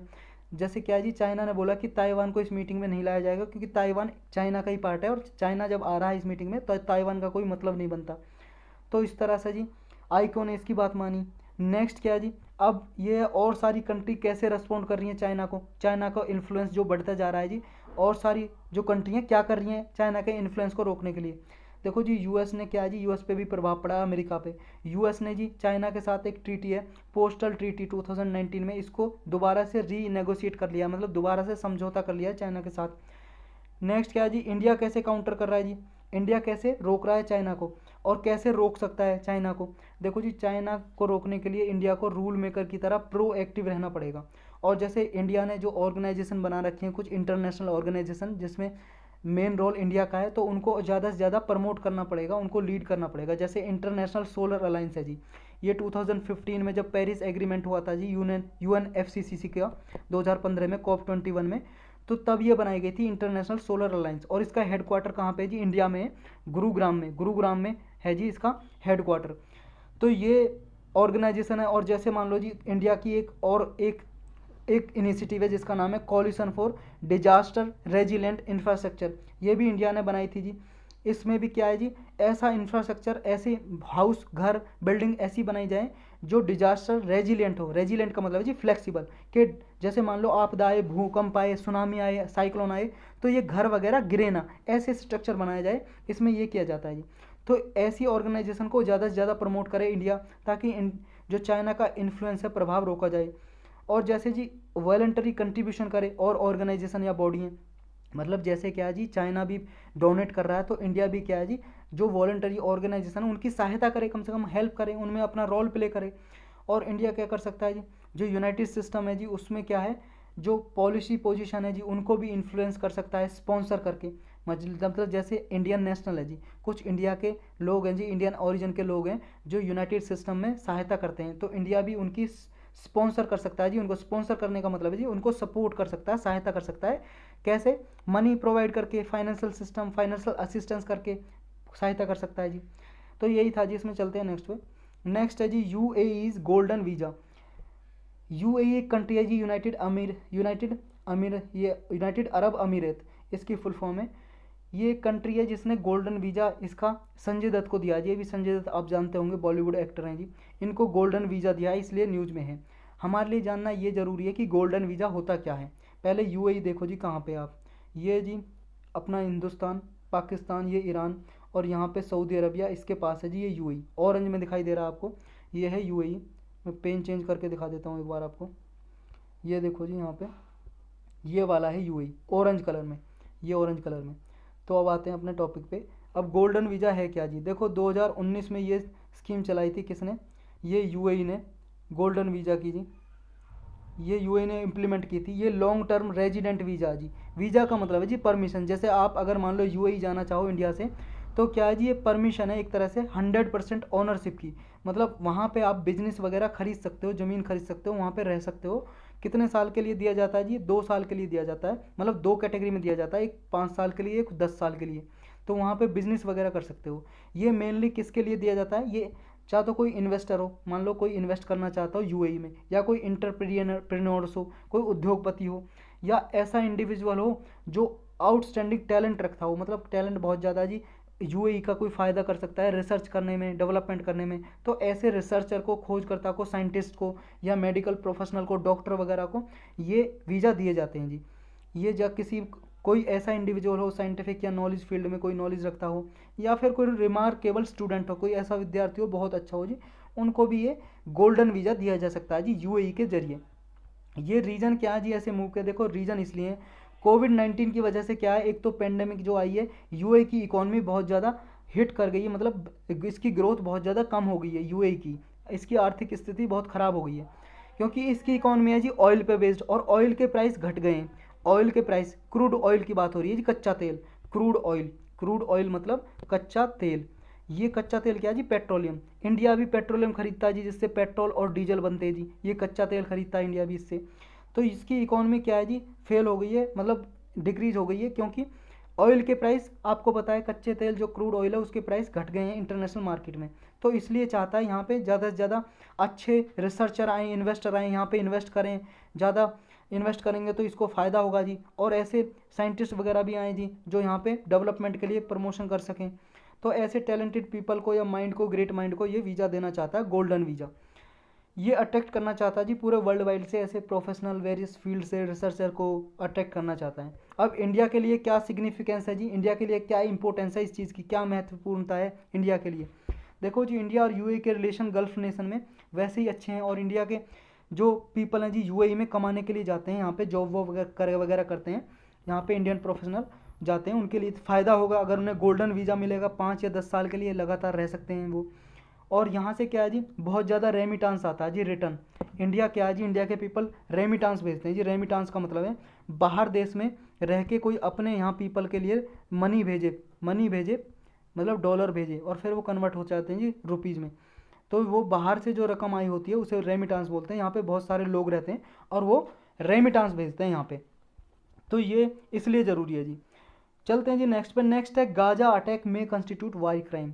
अभी गाजा आपको पता है जी, बहुत बार न्यूज़ में रहा, हमने कई बार पढ़ा है। अभी न्यूज़ में इसलिए क्योंकि ऐसा बोला है जी कुछ एक्सपर्ट ने कि जो इसराइल ने अटैक किया है गाजा पे वो वार क्राइम हो सकता है, युद्ध अपराध। ये वार क्राइम क्या है जी, इसको देखेंगे डेफिनेशन क्या है यूनाइटेड नेशन के अनुसार। पहले आप गाजा देखो जी, ये वेस्टर्न एशियन का मैप है जी, ये वाला हिस्सा देखो जी, ये वाले हिस्से का मैप है ये वाला, हिंदुस्तान से ये देखो यहाँ पे मेडिटेरेनियन सी और रेड सी के बीच वाला ये हिस्सा है जी, ये वाला। तो इस हिस्से को हम बड़े में देख रहे हैं जी, यहाँ पे ये वाले मैप पे ये है इसराइल, ये यहाँ पे गाजा स्ट्रिप है, गाजा पट्टी इसराइल के कब्जे में ही है जी अभी, लेकिन यहाँ पे हमास का कब्जा है अभी। हमास एक ऑर्गेनाइजेशन है। और ये वेस्ट बैंक है जी, वेस्ट बैंक अभी इसराइल के हिस्से में ही है, मतलब कब्जे में है, लेकिन यहाँ पे पैलेस्तीन लोग भी रहते हैं, वो चाहते हैं अलग कंट्री बनाना। और यहाँ पे ये जॉर्डन है, ये सीरिया है, और यहाँ पे गोलन हाइट जो इसराइल के कब्जे में, सीरिया से ये कैप्चर कर लिया था 1967 में। 1948 में बना था जी इसराइल कंट्री, उससे पहले कोई इसराइल नाम की कंट्री नहीं थी। कैसे बना था, कैसे, कई बार न्यूज़ में हमने डिस्कस किया है, अपने इस लेक्चर में ही डिस्कस किया है, इंपॉर्टेंट जो टॉपिक की सीरीज है। तो हम ये देखते हैं जी वार क्राइम क्या होता है इसमें, ये देखेंगे हम। देखो जी, यूएन राइट चीफ हैं, जो UN right chief, United nation right के चीफ हैं, अध्यक्ष, उन्होंने कहा है अभी कि जो इसराइल ने अटैक किए, एयर स्ट्राइक किए, मिसाइल छोड़ी है गाजा पे, ये वार क्राइम भी हो सकते हैं, वार क्राइम भी हो सकते हैं। तो इनकी इंटरनेशनल इन्वेस्टिगेशन की जाए जी, जांच की जाए कि इसराइल ने जो अभी अटैक किया है वार क्राइम तो नहीं है। अगर देखो जी, अगर इसराइल ने इनडिस्क्रिमिनेटली अगर वार किया है, अटैक किया है सिविलियन पे, मतलब जो वहाँ की मिलिट्री, जो ये हमास ऑर्गेनाइजेशन लड़ रही थी, हमास ऑर्गेनाइजेशन गाजा पट्टी में इसराइल से, अगर हमास के जो सोल्जर हैं जी, हमास के सोल्जर के अलावा किसी और पे भी आपने अगर अटैक किया है तो ये वार क्राइम में आएगा जी, युद्ध क्राइम में। बैकग्राउंड क्या है जी, देखो ये ट्रूस होने से पहले, ट्रूस का मतलब है जी युद्ध विराम, शांति होने से पहले ये 11 डे की फाइट चली थी, जिसमें लगभग 254 पैलेस्तीन लोग मर गए थे यहाँ पे गाजा में, जिसमें से 66 चिल्ड्रन भी थे और कुछ वुमन महिलाएं भी थी, समझ गए। और 100 से ज़्यादा लोग यहाँ पे इंजर हो गए थे, मतलब घायल हो गए थे। अब वार क्राइम है क्या जी, देखो जी यूनाइटेड नेशन के अनुसार वार क्राइम यानी कि युद्ध अपराध का ये मतलब है कि जब कोई मान लो सिविलियन के खिलाफ अगेंस्ट मतलब कोई क्राइम करता है, मतलब जैसे मान लो अगर मिलिट्री के बीच में हो रही है जी, जैसे इंडिया और पाकिस्तान के बीच में वार चल रहा है जी, युद्ध चल रहा है, मतलब एक तरह से फाइट हो रही है बॉर्डर पे, तो वहाँ पे वो आर्मी के लोगों को मार रहे हैं, ये आर्मी के लोगों को मार रहे हैं, लेकिन आर्मी के लोगों को छोड़कर ये और कंट्री में आसपास बम वगैरह फेंकें, मिसाइल वगैरह फेंकें, जो सिविलियन है, साधारण पीपल है, उन लोगों को मारें।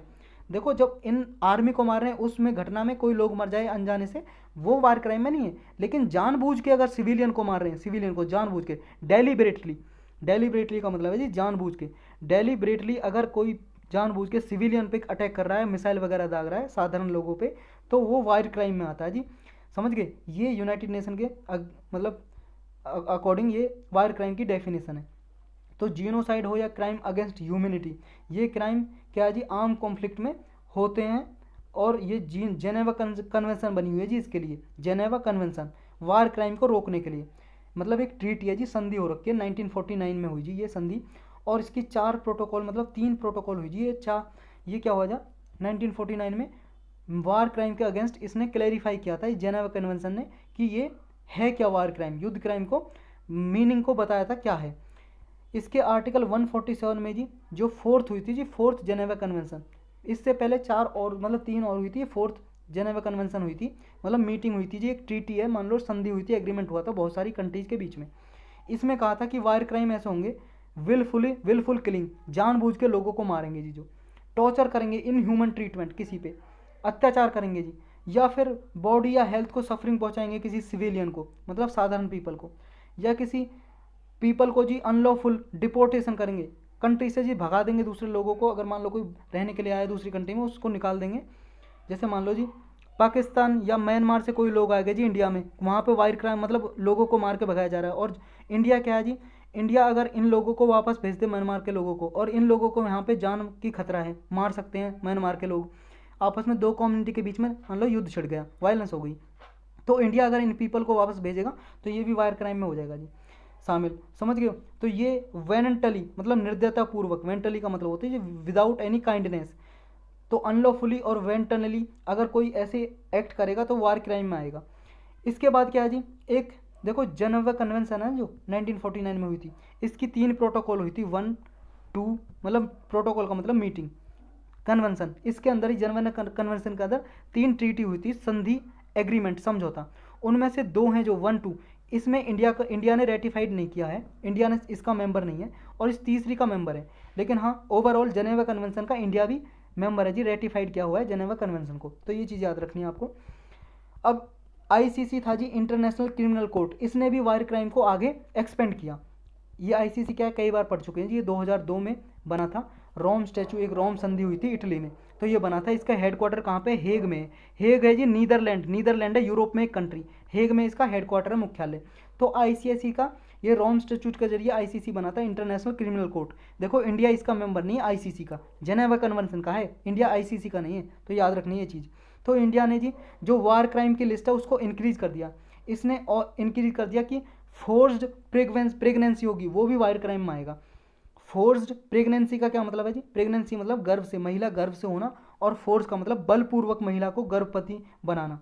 देखो जी एक तो होता है रेप, रेप होता है जी जब वुमन की बिना कंसेंट के, मतलब महिला की बिना अनुमति के कोई फोर्सफुली एंटर करे महिला के अंदर, तो जी है वो रेप माना जाता है, बलात्कार। और अगर मान लो जी फोर्स प्रेगनेंसी क्या हो जाए, देखो फोर्स प्रेगनेंसी होती है जी महिला को, ये कोई स्लेव है जी, गुलाम है महिला, आतंकवादियों ने महिला को पकड़ रखा है और उसे फोर्सफुली कहें प्रेगनेंसी करो, अपनी जनसंख्या बढ़ाओ, फोर्सफुली कहें उससे, तो वो आता है जी किसमें, फोर्स प्रेगनेंसी में। तो ये थोड़ा डिफरेंस होता है जी, जनरली डिफरेंस थोड़ा बहुत ही डिफरेंस है, वरना एक ही चीज़ है जी, ये भी रेप में ही काउंट हो सकता है।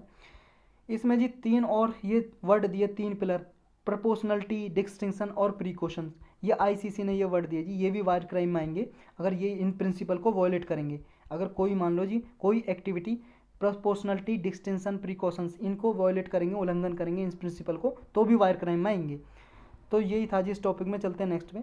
नेक्स्ट है जी WhatsApp approaches Delhi high court says new media rules can violate users privacy.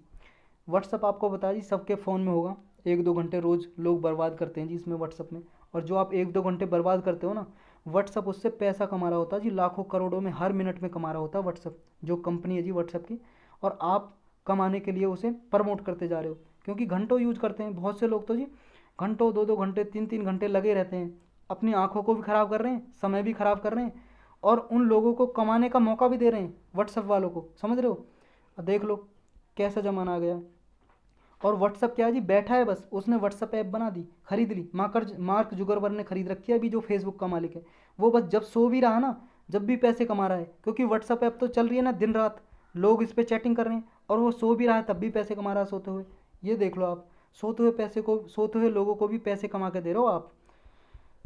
अब आपकी मर्जी है, यूज करो मत करो। अब व्हाट्सअप है जी जो इसने क्या जी, हमने 2-3 बार ये अपने लेक्चर में पढ़ा था कि व्हाट्सअप जो है इसके खिलाफ गवर्नमेंट ने कुछ रूल्स बनाए थे, उन रूल्स के खिलाफ व्हाट्सअप गया जी दिल्ली हाई कोर्ट में। उसने कहा ये रूल्स क्या है जी, प्राइवेसी को, जो हमारी निजता का अधिकार है उसको वायलेट करता है, उल्लंघन करता है। अभी दिल्ली हाई कोर्ट में गया जी इसके खिलाफ, एक गवर्नमेंट ने कहा था कि जो ओरिजिनेटर ऑफ मैसेज है इसको आइडेंटिफाई करने के लिए बोला था गवर्नमेंट ने।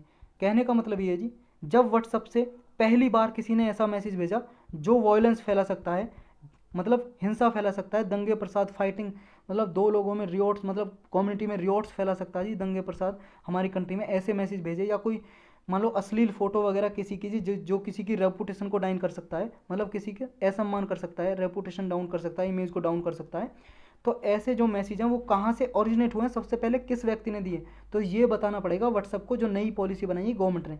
तो इसके अगेंस्ट गया जी व्हाट्सअप कि ये क्या है, प्राइवेसी का उल्लंघन है, वायलेशन ऑफ प्राइवेसी है। तो ये 26 मई से ये रूल लागू हो गए हैं जी, तो इसको ही चैलेंज किया है व्हाट्सअप ने हाई कोर्ट में, दिल्ली हाई कोर्ट में केस फाइल किया है। अभी गवर्नमेंट ने जी जो आईटी एक्ट है, इंफॉर्मेशन टेक्नोलॉजी एक्ट है 2000 का जी, 2000 में ये एक्ट बना था। तो इसमें क्या है जी, गाइडलाइंस बनाई थी जी को 2021 में अभी बनाई थी ये रूल्स। तो ये रूल्स लागू हुए थे 26 मई से, 26 मई से, हमने पढ़ा भी था उस दिन। तो ये रूल क्या कहते हैं जी, ये रूल यही कहते हैं जी, जो ओरिजिनेटर का रूल है, मतलब ओरिजिनेट कहाँ से हुआ है, ये कंप्यूटर सोर्स इन्फॉर्मेशन देगा सारी। फर्स्ट ओरिजिनेटर कौन है, कहाँ से मैसेज ओरिजिन हुआ है, ओरिजिन का मतलब सबसे पहले कहाँ से मैसेज शुरू हुआ है स्प्रेड होना, व्हाट्सएप पे फैलना। तो इस एप्लीकेबिलिटी क्या है जी, इस क्लाउज की एप्लीकेबिलिटी यही है जी। ये क्या है, ये गवर्नमेंट का कहना ये इसलिए रूल बनाया है क्योंकि ये क्या करेगा, जैसे ये ऑफेंस होते हैं, अपराध होते हैं, उनके लिए पनिशमेंट देगा, प्रोसिक्यूशन करेगा, इन्वेस्टिगेशन करेगा, डिटेक्शन करेगा, प्रिवेंशन करेगा। मतलब ऐसे अपराध जो होते हैं जो इंडिया की सॉवरेंटी एंड इंटीग्रिटी को, संप्रभुता और अखंडता को, इंडिया की इंटीग्रिटी और सॉवरेंटी को नुकसान पहुंचा सकते हैं, ऐसे मैसेज वगैरह के लिए लोगों को पनिश करेगा जो ऐसे मैसेज भेजते हैं, और जो ओरिजिनेटर होगा जिसने फर्स्ट टाइम मैसेज भेजा है। इसलिए ये गवर्नमेंट ने रूल बनाए थे जी। या फिर सिक्योरिटी ऑफ स्टेट का उल्लंघन करेगा, friendly relation with foreign state, इसके आधार पे, या पब्लिक ऑर्डर के आधार पे, कोई पब्लिक ऑर्डर को, मतलब लॉ एंड ऑर्डर को मान लो वायलेट करेगा, या फिर ऐसा अपराध करने के लिए इंसाइटमेंट करेगा कि गलत काम करने के लिए लोगों को उकसाएगा। इंसाइटमेंट का मतलब है जी एक्साइटमेंट फॉर रॉन्ग डूइंग, मतलब गलत काम करने के लिए लोगों को उकसाना। तो ऐसे मैसेज होते हैं जी। या फिर किसी रेप से रिलेटेड कोई मैसेज है जी, या फिर सेक्सुअली एक्सप्लिट मटेरियल है, या चाइल्ड सेक्सुअल अब्यूज है, मतलब किसी की नंगी तस्वीर आपने फैला दी जी व्हाट्सएप पे, तो इसके लिए पनिशमेंट सज़ा दी जा सकती है जी, और नॉट लेस देन 5 ईयर, 5 साल से कम की सज़ा नहीं मिलेगी जी अगर आपने ऐसे मैसेज कभी भेजे। तो ये सोच लो आप, अब ये रूल लागू हो चुके हैं जी। और लेकिन अभी चैलेंज किया है व्हाट्सएप ने, हाई कोर्ट का डिसीजन आना बाकी है। तो 5 साल से ज़्यादा ही की सज़ा मिलेगी जी आपको अगर आपने भी कुछ ऐसा मैसेज वगैरह फॉरवर्ड किए। तो ये व्हाट्सअप जी, आर्गूमेंट क्या है जी व्हाट्सअप की, व्हाट्सअप ने क्या क्या है इस दिल्ली हाई कोर्ट में। व्हाट्सअप ने बोला जी जो ये क्या है, जो गवर्नमेंट ने रूल लागू किए हैं, ये राइट टू प्राइवेसी के अगेंस्ट है। जो जीने का अधिकार है, मतलब निजता का अधिकार है, राइट टू प्राइवेसी का, ये एक आर्टिकल 21 के अंदर फंडामेंटल राइट है जी, और ये फंडामेंटल राइट का उल्लंघन है, वायलेशन है। नेक्स्ट आर्गूमेंट ये जी, सुप्रीम कोर्ट ने राइट टू प्राइवेसी को के.एस. पुट्टास्वामी केस में 2017 में बोला था, right to privacy fundamental right का ही एक पार्ट है, आर्टिकल 21 का पार्ट है जी राइट टू प्राइवेसी। तो इसका उल्लंघन है जी, इस केस का भी ये एक तरह से वायलेशन है। नेक्स्ट बोला जी, कोर्ट ने ये भी कहा है राइट टू अनोनिमिटी। अनोनिमिटी का मतलब है जी अननोन, अननोन मतलब हम चाहते हैं हमें कोई जाने ना, राइट टू अननोन मतलब हमारे अनजान होने का अधिकार, हम ये चाहते हैं हमें कोई ना जाने, तो हमारी प्राइवेसी बनी रहे। तो राइट टू अनोनिमिटी का भी ये उल्लंघन है, वायलेशन है। और सुप्रीम कोर्ट ने अपने जजमेंट में कहा था राइट टू अनोनिमिटी भी राइट टू प्राइवेसी का एक पार्ट है। अब ये याद रखना है, यूपीएससी पूछ ले राइट टू अनोनिमिटी क्या फंडामेंटल राइट है, उसका जवाब है येस, क्योंकि सुप्रीम कोर्ट ने कहा था अपने एक जजमेंट में right to anonymity is a part of right to privacy, और right to privacy is a part of article 21, मतलब हमारा जो फंडामेंटल राइट है right to 21, right to life का, ये हमारे फंडामेंटल राइट का ही पार्ट है, और इसका पार्ट है प्राइवेसी का अनोनिमिटी। तो सारे के सारे दोनों के दोनों फंडामेंटल राइट का पार्ट हैं, मौलिक अधिकार हैं हमारे, समझ गए। अगर आपकी प्राइवेसी का उल्लंघन होगा आप कोर्ट में जाके केस कर सकते हो, इन्फोर्सेबल है फंडामेंटल राइट। तो ये चीज़ आपको याद रखनी है।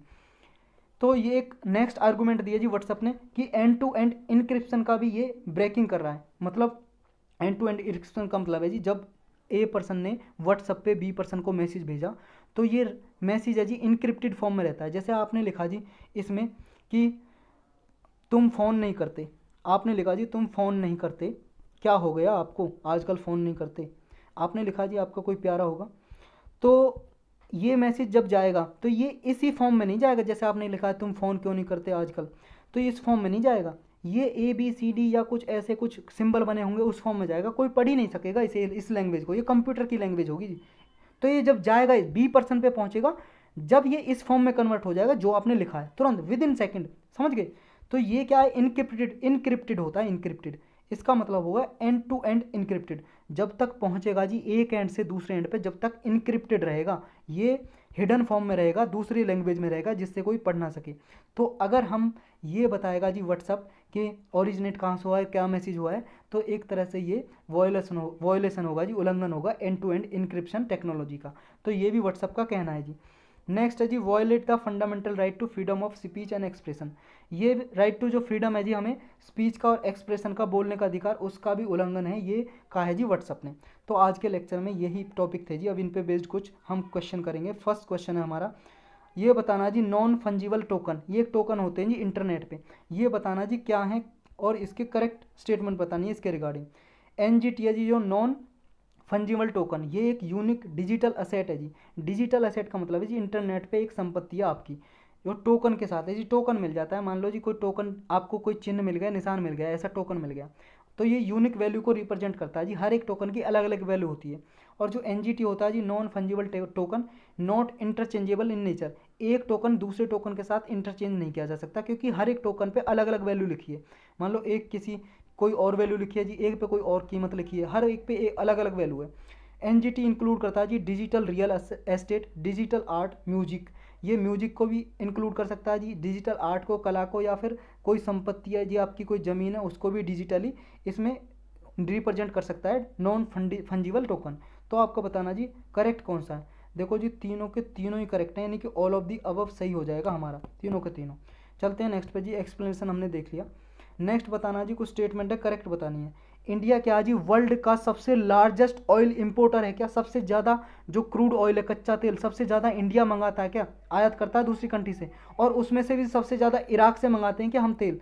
और ओपेक प्लस जो कंट्रीज हैं जी, ये जो सप्लाई चेन है जी, मार्केट है ऑयल मार्केट, उसको रेगुलेट करते हैं क्या? ये 2017 से रेगुलेट करते आ रहे हैं क्या ये? आपको बताना जी कौन सा करेक्ट स्टेटमेंट है, पहला, दूसरा या तीसरा, या दूसरा तीसरा, या ऑल ऑफ दी अबव।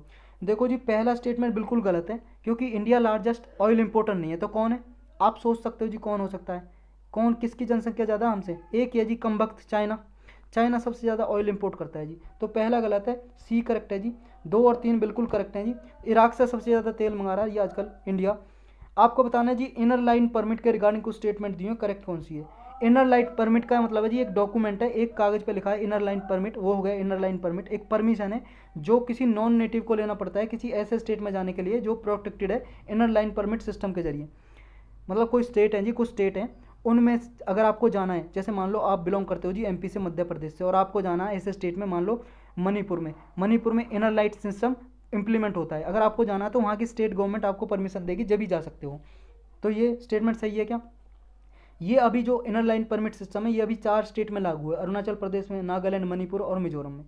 इसको जो इनर लाइट परमिट है जी, ये परमिशन है जो सेंट्रल गवर्नमेंट इशू करती है क्या? बताओ जी कौन सा करेक्ट है, पहला, दूसरा, तीसरा, पहला, दूसरा, या ऑल ऑफ दी अबव। मैंने अभी बताया था जिस स्टेट में जा रहे हो स्टेट गवर्नमेंट इशू करेगी, तो तीसरा तो बिल्कुल गलत हो गया जी। 1 और 2 बिल्कुल सही है जी, हमारा आंसर हो जाएगा सी। ये 4 स्टेट में अभी लागू है जी। अगर अरुणाचल प्रदेश, नागालैंड, मणिपुर, मिजोरम में कोई बाहर स्टेट से जाता है तो स्टेट गवर्नमेंट पहले परमिशन देती है, फिर जाके वहाँ जाते हैं जी कोई टूरिस्ट भी घूमने के लिए। नेक्स्ट आपको बताना जी करेक्ट स्टेटमेंट कौन सी है नो कॉन्फिडेंस मोशन के regarding. According to the constitution council of minister shall be collectively responsible to Lok Sabha. जो संविधान के अनुसार जो हमारी काउंसिल ऑफ मिनिस्टर है कौम, वो कलेक्टिवली रिस्पॉन्सिबल होती है, उत्तरदायी लोकसभा के लिए। नो कॉन्फिडेंस मोशन का मतलब ये जी, मोशन क्या है, वो कॉन्फिडेंस चाहता है कि काउंसिल ऑफ मिनिस्टर के पास कॉन्फिडेंस है या नहीं है। इसका मतलब ये है जब भी ये नो कॉन्फिडेंस मोशन लेके आया जा सकता है, तब 50% मेंबर, जो 50% मेंबर है वो अगर अप्रूवल देंगे तभी जाके नो कॉन्फिडेंस मोशन लाया जा सकता है क्या? आपको बताना है जी पहला, दूसरा सही है, पहला सही है, पहला, तीसरा, या ऑल ऑफ दी अबव। देखो जी ये तीसरा है ना, जो तीसरा बिल्कुल गलत है। क्यों? क्योंकि 50% मेंबर नहीं चाहिए, और ये लोकसभा में ही लाया जा सकता है जी नो कॉन्फिडेंस मोशन। इसके लिए सिर्फ 50 मेंबर चाहिए। 50 मेंबर अगर अप्रूवल दे दें तो फिर ये लाया जा सकता है रिजोल्यूशन, ये मोशन, नो कॉन्फिडेंस मोशन। ये देखा जाता है जो गवर्नमेंट है उसके पास मेजोरिटी है या नहीं है, तो ये देखा जाता है। और लोकसभा के जो काउंसिल ऑफ मिनिस्टर है वो लोकसभा के ही कलेक्टिवली रिस्पॉन्सिबल होते हैं टू द लोकसभा। तो ये इसका आंसर हो जाएगा जी 1 और 2, ए आंसर करेक्ट हो जाएगा। चलते हैं नेक्स्ट पे। आपको बताना जी स्टेटमेंट करेक्ट कौन सी है। पहली कह रही है स्टेटमेंट कि इंडिया क्या जी पूरे वर्ल्ड में लार्जेस्ट ओनियन ग्रोइंग कंट्री है, मतलब सबसे ज़्यादा प्याज हमारी इंडिया उगाता है क्या? और उनमें से भी महाराष्ट्र, कर्नाटक, मध्य प्रदेश, गुजरात, और ये इनमें सबसे ज़्यादा प्याज उगाई जाती है। इंडिया में जी जो ऑनियन है रबी क्रॉप में सबसे ज़्यादा उगाई जाती है, खरीफ क्रॉप से ज़्यादा। मतलब जो विंटर का सीज़न आता है ना उसमें रबी क्रॉप उगाई जाती है, और खरीफ का सीज़न जून से सितंबर जो मानसून सीज़न आता है। तो हमारे इंडिया में विंटर में, सर्दियों में ज़्यादा क्रॉप उगाई जाती है क्या? ऑनियन की, प्याज ज़्यादा उगाई जाती है क्या? करेक्ट बताना जी कौन सा है, पहला दूसरा, दूसरा पहला तीसरा, या पहला दूसरा तीसरा। देखो जी, लार्जेस्ट हमारे यहाँ पे सबसे ज़्यादा प्रोड्यूस नहीं की जाती, लार्जेस्ट ओनियन ग्रोइंग पूरे वर्ल्ड में इंडिया नहीं है, तो कौन है? सोच लो जी, जब मोस्टली फसलों में जी जब इंडिया ना हो ना, तो उसका सोच लो कौन हो सकता है। जी हाँ, सही सोचा आपने, चाइना, पड़ोसी हमारा। चाइना सबसे ज़्यादा उगाता है जी प्याज पूरे वर्ल्ड में, उसके बाद नंबर आता है जी कहीं इंडिया का। तो चाइना सबसे ज़्यादा ग्रोइंग करने वाला कंट्री है जी, और बाकी की दो स्टेटमेंट बिल्कुल सही है। विंटर में सबसे ज़्यादा प्याज उगाई जाती है जी हमारी कंट्री में, तो इसका आंसर हो जाएगा जी डी, 2 और 3। नेक्स्ट स्टेटमेंट देनी है जी आपको, करेक्ट बतानी है इसमें भी। जो लेजिस्लेटिव असेंबली है पुदुचेरी की, जो विधानसभा है, ये एक पार्लियामेंट ने कानून के द्वारा बनाई थी क्या? और इसमें कुछ एमएलए नॉमिनेटेड करते हैं जी, लेफ्टिनेंट गवर्नर कुछ नामांकित करते हैं। जैसे स्टेट में जी, स्टेट की जो विधानसभा होती है लेजिस्लेटिव असेंबली, उसमें गवर्नर होते हैं, राज्यपाल, उसमें नॉमिनेट करते हैं ना नामांकित कुछ मेंबर। ऐसे ही क्या विधानसभा है जो पुदुचेरी की, उसमें भी करते हैं क्या लेफ्टिनेंट गवर्नर वहाँ के पुदुचेरी के? नेक्स्ट बताना जी, जो लेफ्टिनेंट गवर्नर है ये क्या है, कुछ टाइम इनके पास ये डिस्क्रिशनरी पावर होती है। डिस्क्रिशन का मतलब है जी मन की मर्जी इनकी, जब इनका मन चाहेगा काउंसिल ऑफ मिनिस्टर का, ये चाहें तो उनकी एड और एडवाइस पे काम ना करें, कोई मैटर हो जी जो लॉ बनाने का, तो अपना डिस्क्रिशन ये अपना सकते हैं जी, अपनी मर्जी से कोई डिसीजन ले सकते हैं। तो आपको बताना जी कौन सा करेक्ट है स्टेटमेंट, पहला दूसरा पहला तीसरा तीसरा या ऑल ऑफ दी अबव। देखो जी, दूसरा बिल्कुल गलत है क्योंकि यहाँ पे नॉमिनेटेड मेंबर है नहीं, तो जहाँ पे दूसरा है उसे काट दो, पहला तीसरा बिल्कुल सही है जी। इनके पास डिस्क्रिशनरी पावर है जी, जब ये चाहें अगर काउंसिल ऑफ मिनिस्टर की एडवाइस को ना भी मान सकते हैं, अपने डिस्क्रिशन से पब्लिक इंपोर्टेंस में कोई डिसीजन ले सकते हैं। और ये एक्ट बना के जी बनाई गई थी लेजिस्लेटिव असेंबली पुदुचेरी की, ये बिल्कुल सही है। चलते हैं नेक्स्ट पे जी। नेक्स्ट जी 73rd अमेंडमेंट एक्ट है जो कॉन्स्टिट्यूशनल अमेंडमेंट, ये पावर देता है सारी पंचायत में, ऑल लेवल पे, पंचायत लेवल में 3 लेवल होते हैं जी, एक तो ग्राम विलेज लेवल ग्राम लेवल, और एक ब्लॉक लेवल, और एक डिस्ट्रिक्ट लेवल। तो इन सारे तीनों लेवल पे वुमन के लिए जितनी भी सीट होंगी इलेक्शन लड़ने के लिए, उनमें 1/3 सीट महिलाओं के लिए रिजर्व रहेंगी जी। 73rd कॉन्स्टिट्यूशनल अमेंडमेंट जो 1992 में हुआ था, ये इसने कॉन्स्टिट्यूशन में, संविधान में इंक्लूड किया था। नेक्स्ट है जी, जो 33% वुमन को रिजर्वेशन देनी है लेजिस्लेचर में, पार्लियामेंट में या स्टेट में, इसके लिए कोई संविधान अमेंडमेंट, कॉन्स्टिट्यूशनल अमेंडमेंट यानी कि संवैधानिक संशोधन लाने की जरूरत नहीं है। नेक्स्ट है जी, जैसे मान लो कोई पॉलिटिकल पार्टी, मान लो कोई वुमन कैंडिडेट को इलेक्शन के लिए खड़ा करना चाहे, 1/3 से ज़्यादा, मतलब 33% से ज़्यादा, या 33% से ज़्यादा, 33% से ज़्यादा इलेक्शन में महिलाओं को खड़ा करना चाहे, तो उसके लिए संवैधानिक संशोधन करने की जरूरत है। विदाउट एनी कॉन्स्टिट्यूशनल अमेंडमेंट, बिना संवैधानिक संशोधन के वो 33% ज़्यादा से अपने इलेक्शन में महिलाएं खड़ा नहीं कर सकती, कोई भी पॉलिटिकल पार्टी। तो बताना जी कौन सा सही है, मतलब इसमें लिखा जी खड़े कर सकती है without any constitutional amendment, not नहीं लिखा। इसका मतलब ये है जी, थर्ड स्टेटमेंट दोबारा से समझेंगे, कोई भी पॉलिटिकल पार्टी बिना कॉन्स्टिट्यूशनल अमेंडमेंट के 33% से ज़्यादा महिलाएं खड़ी कर सकती है इलेक्शन में। तो ये बताना कौन सा करेक्ट है। देखो जी, दूसरा बिल्कुल इनकरेक्ट है, क्योंकि महिलाओं को अगर 33% से ज़्यादा रिजर्वेशन देनी है, तो मतलब ये होना चाहिए जी कि पार्लियामेंट में 33% महिला ही आएंगी कम से कम, तो उसके लिए संवैधानिक संशोधन की ज़रूरत है जी। तो दो जहाँ पे जी काट दो, पहला तीसरा बिल्कुल सही है जी। पॉलिटिकल पार्टी को जी कोई संविधान संशोधन की जरूरत नहीं है, वो अपनी मर्जी से कितने भी मेंबर चाहे तो सारे के सारे वुमन कैंडिडेट ही खड़ी कर सकती है इलेक्शन में, कोई कॉन्स्टिट्यूशनल अमेंडमेंट की जरूरत नहीं है, बिल्कुल सही बोल रहा है ये। चलते हैं नेक्स्ट पे जी। नेक्स्ट बताना जी, पार्ट 4 है जो हमारा, जिसमें डीपीएसपी है, directive principle of state policy, ये हमारे संविधान में, इसके रिगार्डिंग करेक्ट स्टेटमेंट बतानी है कौन सी है जी। ये they are enforceable by the court, ये कोर्ट में इन्फोर्सेबल है क्या। नेक्स्ट कह रहा है जी, जो डायरेक्टिव प्रिंसिपल है, ये जो स्टेट यानी कि जो गवर्नमेंट लॉ बनाती है उनको प्रभावित करते हैं जी, इसके प्रिंसिपल जो directive principle of state policy है। पहला दूसरा दोनों सही है, दोनों गलत। देखो जी, पहला गलत है, दूसरा बिल्कुल सही है, क्योंकि ये कोर्ट में इन्फोर्सेबल नहीं है। कहने का मतलब ये है जी, अगर इनका वायलेशन होगा, उल्लंघन होगा, आप कोर्ट में जाके शिकायत नहीं कर सकते, फाइल नहीं कर सकते गवर्नमेंट के अगेंस्ट। जैसे फंडामेंटल राइट का वायलेशन होता है तो आप कोर्ट में गवर्नमेंट के खिलाफ केस कर सकते हो, लेकिन इसमें नहीं कर सकते जी। फंडामेंटल राइट में कर सकते हो, लेकिन डीपीएसपी में नहीं कर सकते, तो ये नॉट इन्फोर्सेबल है कोर्ट में, समझे। तो ये बी इसलिए करेक्ट आंसर हो जाएगा। नेक्स्ट है जी हमारा, कुछ स्टेटमेंट दी हुई है जी, करेक्ट बतानी है। चीफ मिनिस्टर होते हैं जी जो, वो जब तक उनके पास स्टेट की विधानसभा में मेजोरिटी होती है, उनके पार्टी के ज़्यादा मेंबर रहते हैं, तब तक वो कंटिन्यू करते हैं जी, चीफ मिनिस्टर तब तक रहते हैं। अगर मेजोरिटी नहीं है तो उन्हें रिजाइन करना पड़ेगा। नेक्स्ट स्टेटमेंट ये बोल रही है कि गवर्नर के पास फुल डिस्क्रिशनरी पावर होती है कि वो जब चाहे लेजिस्लेटिव असेंबली जो विधानसभा की मीटिंग बुला सकते हैं, समन कर सकते हैं। समन का मतलब है जी मीटिंग बुला सकते हैं, विधानसभा की, जब चाहें, उनकी मर्जी है। नेक्स्ट है जी तीसरी ये कह रही है क्या है जी, ओरिजिनल कॉन्स्टिट्यूशन में ये दिया गया था कि 50% जो सीट होंगी, 50% सीट मतलब 50% जितने भी लोकसभा मतलब विधानसभा में मेंबर होंगे, स्टेट की विधानसभा में, लेजिस्लेटिव असेंबली में 50% मतलब 15%, 15% क्या है जी, काउंसिल ऑफ मिनिस्टर होंगे जी टोटल। तो ये ओरिजिनल कॉन्स्टिट्यूशन में दिया गया था क्या, आपको बताना जी करेक्ट। देखो जी पहला बिल्कुल करेक्ट है, क्योंकि चीफ मिनिस्टर तक के पास जब तक उसकी पार्टी के साथ मेजोरिटी होती है तब तक वो चीफ मिनिस्टर रहता है।